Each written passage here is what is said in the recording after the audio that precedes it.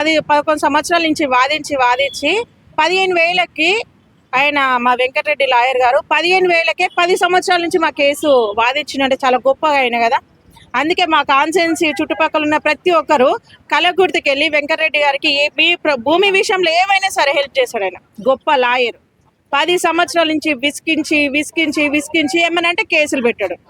భూమి విషయంలో న్యాయం చేయమని పోతే లాస్ట్కి నేను మాట్లాడుతున్నా అని చెప్పేసి కేసు ఎత్తేసి, అంత గొప్ప లాయరు, అంత మంచి 15,000 తీసుకొని చేయడం అంటే చాలా గొప్ప కదా.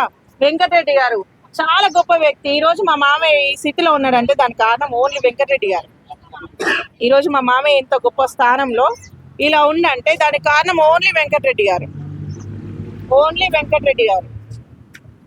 ఎన్ని సంవత్సరాలు తెలుసా? 10 సంవత్సరాల నుంచి న్యాయం చేయమని తిరిగితే ఇప్పుడు కాదు, ఇంకా 4 రోజులకు కానీ 2 సంవత్సరాలు మా మామయ్య చనిపోయి మా దగ్గర డబ్బులు తీసుకొని అవతలోనికి ఆపోజిట్ వానికి ఫేవర్ చేసిన ఆయన 15,000 తీసుకున్నాను మాట్లాడుతున్నాను. మా కళాకృతిలో అంత గొప్పగా ఉన్నాడు. ఇప్పటివరకు స్పందించిన వాళ్ళు లేరు, మాట్లాడిన వాళ్ళు ఏమనంటే కేసులు పెట్టాడు. న్యాయం ఏడుందిగా? న్యాయం లేదు, అంత అన్యాయమే జరుగుతుంది. న్యాయం చేయమని పోతే పైసలు అడగడం, పైసలు తినడం మాత్రమే ఉంది. న్యాయం చేసిన పాపాన్ని ఎవ్వరు పోవట్లేదు.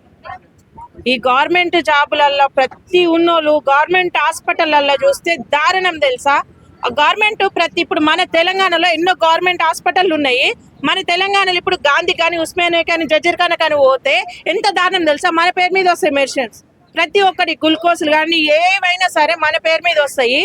అవి ఎమర్జెన్సీగా మనం పోయినాం అనుకో ఎవరు డేకరు, సిస్టర్లు డేకరు, ఎవరు డేకరు. మేడాలు అయితే ఇంకా మీద కూర్చుంటారు. రేవంత్ రెడ్డి మన కేసీఆర్ కూడా కూర్చోరు, అంత మీద కూర్చుంటారు డాక్టర్లు. ఏమనంటే ఎమర్జెన్సీ అంటారు. ఆడ రక్తం కానీ డెలివరీ కానీ ఏమి కానీ స్పందించరు. ప్రతి గవర్నమెంట్ హాస్పిటల్ ముందల ఎందుకో ఫార్మసీలు ఉన్నాయి. ఎందుకు ఉండాలి? గవర్నమెంట్లో మెడిసిన్ ఉంటుంది కదా, ప్రైవేట్ హాస్పిటల్ అయితే కావు కదా. అవి ఎందుకు ఉంటున్నాయి? మన పేరు మీద వచ్చే మెడిసిన్ బయట తీసుకుపోయి అదే ఫార్మసీలు అమ్ముకుంటున్నారు, మన తోటి మళ్ళీ కట్టించుకుంటారు. ఇప్పుడు నా పేరు మీద ప్రతి ఒక్కరికి తెలియదు ఏంటంటే ఎమర్జెన్సీ అనేది పోయి తెస్తున్నారు. ప్రతి ఒక్కరికి అర్థం కావట్లేదు. మన పేరు మీద మెడిసిన్ వస్తుంది, ప్రతి నెల గవర్నమెంట్కి వస్తుంది.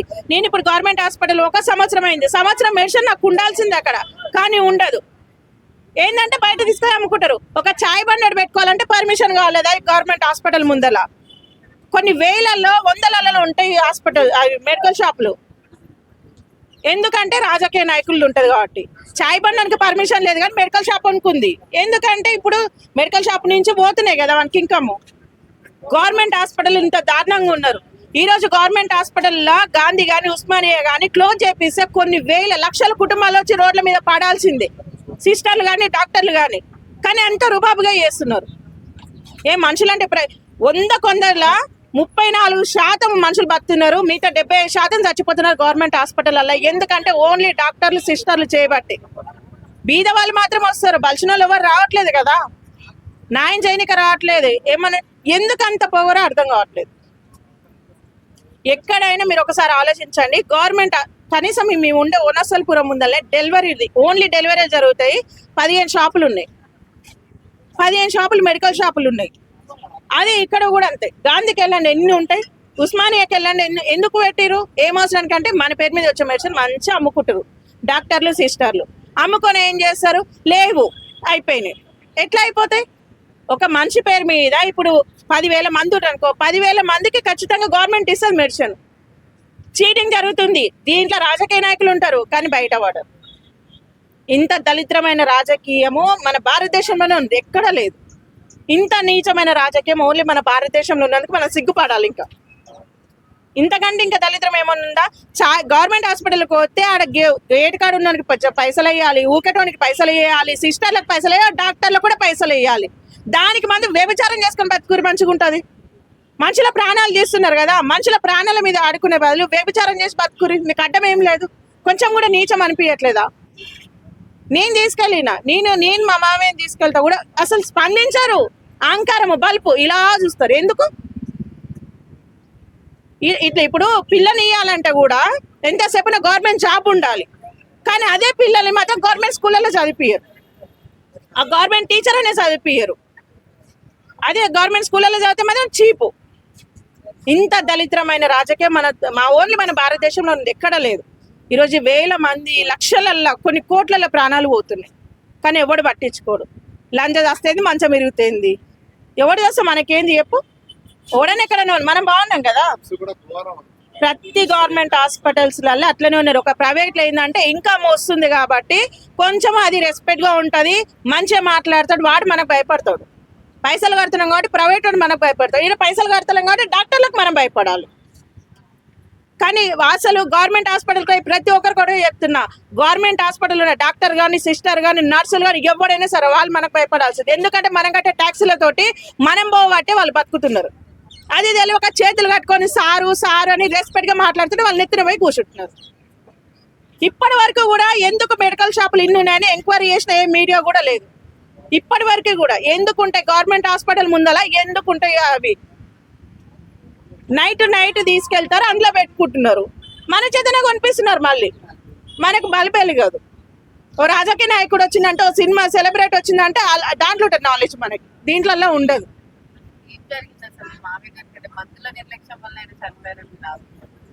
ప్రతి ఒక్కటి ఒక గవర్నమెంట్, ఒక రిటైర్ అయిపోయిన ఎంఆర్ఓ, రిటైర్ అయిపోయిన ఎంఆర్ఓ సంతకం పెడితే పాస్బుక్ వచ్చింది.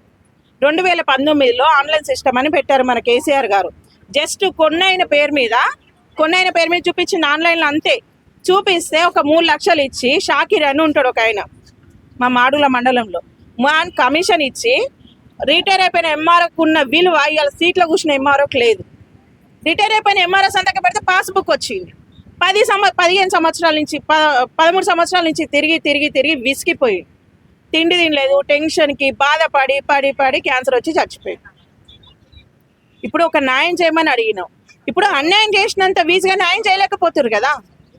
గవర్నమెంట్ జాబ్లో ఉన్న ప్రతి ఒక్కరంతే, ఒక పోలీస్ డిపార్ట్మెంట్ కానీ, ఒక డాక్టర్లు కానీ, ఒక సిస్టర్లు కానీ, ఒక ఎంఆర్ఓ కానీ, ఒక కలెక్టర్ కానీ, ఎవరైనా సరే లంచానికే ఉన్నారు, లంచానికి మాత్రమే ఉన్నారు. ఆ లంచం తిని రాసి పెట్టుకొని ప్రతి ఒక్కరు ఇవాళ మంది పొట్టలు కొట్టి గవర్నమెంట్ స్కూళ్ళల్లో కూడా టీచర్లు తిండి పెట్టనికే చేస్తారు కదా.